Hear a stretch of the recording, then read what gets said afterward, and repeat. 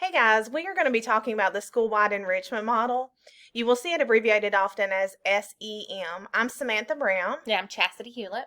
and we're going to begin by talking about the history and the overview of this model.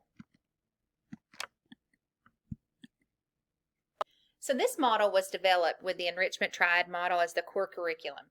It was developed in the mid-70s and as the gifted and talented program model.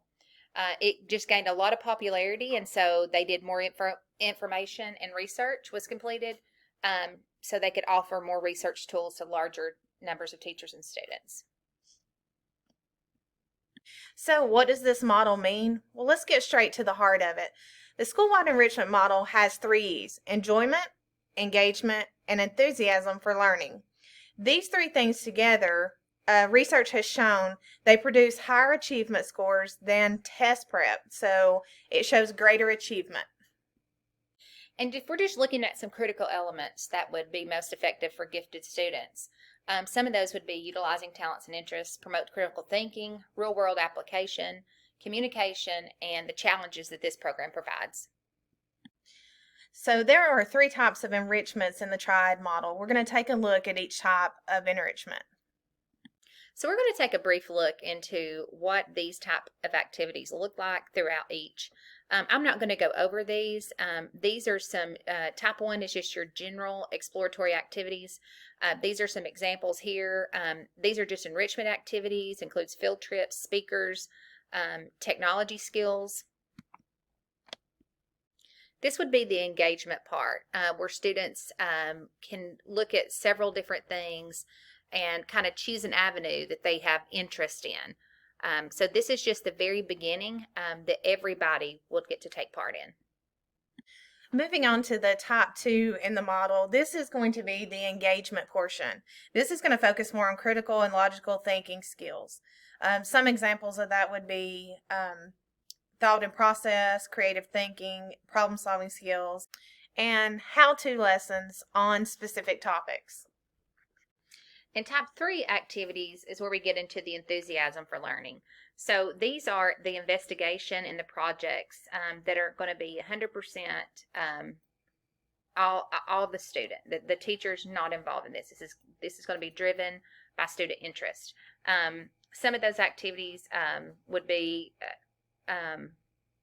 authentic methodology, real world and in-depth projects based on students' interests and talents. Work can be done independent in this area, or it can be done in a small group. But the most important thing is that it is student-centered and it's unplanned by the teacher. Another component of the school-wide enrichment model is called the enrichment clusters. These clusters revolve around a specific theme or interest. They allow students the opportunity to choose an area of interest that they would like to learn more about. During these enrichment clusters, everything is non-graded. It's where students come together. Could be half a day, a week, because they share a common interest that would bind them together to work cooperatively in a very unstructured learning environment. You have a teacher there, but she is there just for questions. It is at this time when they move into the enrichment clusters is when it becomes very student focused. So reflecting on the levels and the subjects that might be most effective for gifted learners, really for this model, in terms of levels, it will affect elementary, middle, and high school across the board. So the levels go all the way up. The subjects is the same, so it's all subject areas based on students' interest because it's all is revolving around the student's interest. One thing that we noticed when we was researching this school-wide enrichment model and had to reach out to Dr. Crisell was that there was so much information we didn't know really where to go. So we're going to list that information down. The reason I'm telling you that is to tell you that if we were face to face, this would be a really good opportunity for us to show you exactly how that would work in a school system or even in a class. So what we're going to do is we would pose this question: what is something that you were very interested in when you were a child?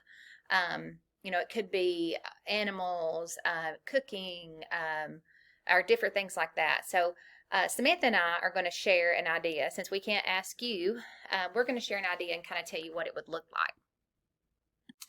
So I have this labeled entrepreneurship, but I'm going to take it way back and kind of tell you what happened in fourth grade. When I was in fourth grade, I was intrigued with selling things to my classmates. So I would get my mom to go buy these little tiny erasers, and I would sell them to my friends for 10 cents, anybody that wanted to purchase them. Well, I mean, people were wanting them left and right. So then I added pencils in to my business. And it was kind of like, I felt like I was doing a sneaky thing. My mom didn't know that I was selling them.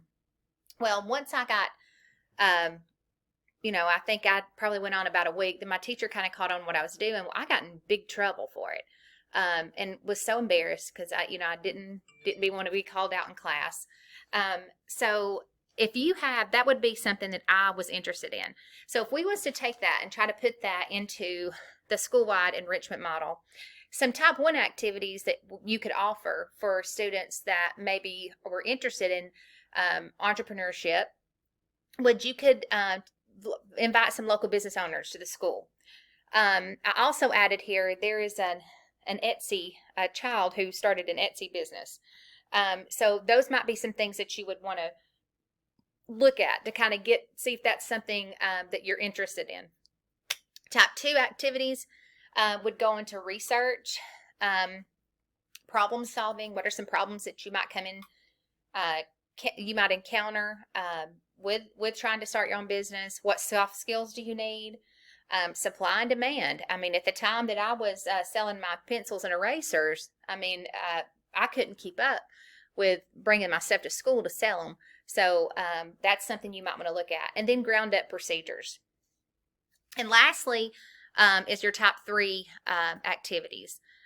You might want to create a small business at your school, on Etsy, on Marketplace. I know that one of our schools in our system has a STEM, they're actually a STEM school, certified STEM school, and they have honeybees. And part of that project, one of the students wanted to start taking and selling the honey. And so they were able to do that. So they harvest the honey and bottle it, and they sell it within the school, but they also sell it within the community so people can buy it there. You would also look into your design, your planning, organization, management. Those are just some ideas for top 3 activities for someone that might be interested in entrepreneurship.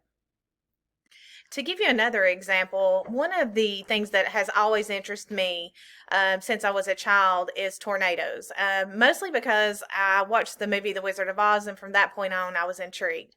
So thinking about how that would apply today in today's world with the SEM model, if we're looking at top 1, when I was in elementary school, also had we had a career day, and on career day, one of the chief meteorologists from the local news stations came in to talk to us about weather patterns, and I can remember having all these questions about tornadoes, and that was just my thing. So that was really my area of interest. But looking at the top 1, you could have a career day, bring someone in. Visitors, you can have the cinema or science clubs where you do things like watch movies that you investigate the movies, or just watch different clips of patterns of storms and how tornadoes are developed. I've attached 2 links there, websites, if you want to just kind of check those out. On top 2, that's more of the critical and logical thinking. I put the researching area here where they could research their National Geographic. Of course, they could look through articles, anything that really kind of involves getting a little deeper into that area that they're interested in. Another thing that would follow under the top 2 would be some of the enrichment clusters. Some of the participants could go around here. We actually have it where you could go be a junior meteorologist with the local news stations. So that might be something that some enrichment clusters might be able to participate in to kind of develop that deeper learning for that specific for that specific topic. Another thing that I did not add on here, but was just thinking about, is that you could also use this, depending on if you were in high school, middle or high school, to do weather forecast throughout your school, to play on the morning announcements. And then from there, moving into the top three, I wanted the top three to be more student-driven hands-on activities.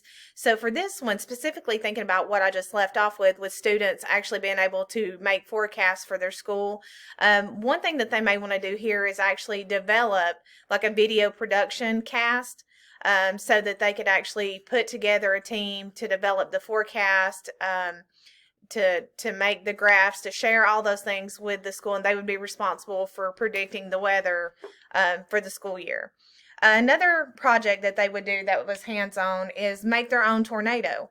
You can do that several different ways, and this really depends on their findings, like what they find and how they deem to make that tornado, what's the best way to make it. And this goes also what I said the first time about making the video podcast for weather. Is making a weather station. They can set up weather instruments, use weather instruments outside to get their readings and those kind of things. So that's top 1, 2, and 3 for tornadoes.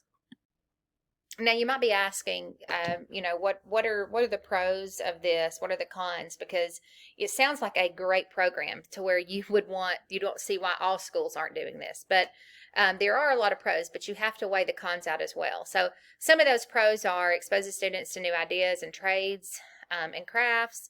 It's very versatile, can be adapted to meet the needs of each school. There's a ton of information on it. Students set high expectations for themselves. But Smith is going to talk to you about some of the cons that you definitely have to look at. Some of the cons we found while researching this model was that you do have to have everyone in the school district trained on how to effectively implement this model. And this is a must. That's from administrators, teacher, all faculty. The second would be, if it's not implemented correctly, it becomes more of a fun day or extra activity for gifted students rather than a solid curriculum. Also, it could be hard to find experts to lead or enhance those enrichment activities, and they could also be time consuming. And it's hard to document student growth with this model. So this finally brings us to the question of, how can this model address the needs of diverse and underserved students?